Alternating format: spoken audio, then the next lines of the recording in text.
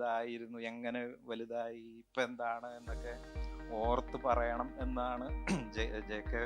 എന്നെ ഏൽപ്പിച്ചത്. പക്ഷേ അതിന് മാത്രമുള്ള ഓർമ്മശക്തി എനിക്കില്ല.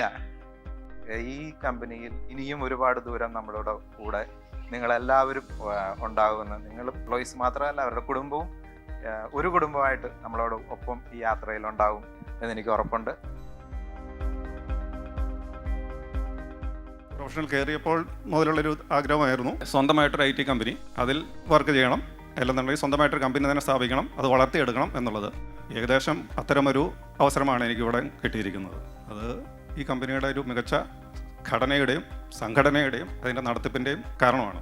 ഒരു യാത്രയിൽ കൂടെ ഉണ്ടായിരുന്നവർ ഒത്തിരി പേരുണ്ടായിരുന്നു. ഇപ്പം ഹെൽപ്പ് ചെയ്യാനായിട്ട് BP, മനോജ്, പിന്നെ അല്ലാതെ മറ്റേ ശ്രീം, ജെയ്മി, അവരുടെ എല്ലാം സപ്പോർട്ടും ഇതെല്ലാം ഉള്ളത് കൊണ്ട് തന്നെയാണ് ഞാനിപ്പോൾ വൈഫ് നേരത്തെ പറഞ്ഞതുപോലെ ഇനിയും തുടരാനായിട്ടുള്ള ഒരു ആഗ്രഹവും അതിൻ്റെ ഒരു മെയിൻ ആയിട്ടുള്ള കാരണം അത് തന്നെയാണ്. ഇൻ്റർവ്യൂവിന് പോയത് തന്നെ ഒരു ഡിഫറെൻ്റ് എക്സ്പീരിയൻസ് ആയിരുന്നു. ഞാൻ അവിടെ വെയിറ്റ് ചെയ്യുന്ന സമയത്ത് ശ്രീകുമാറും രാജേഷുമാണ് വന്നത്.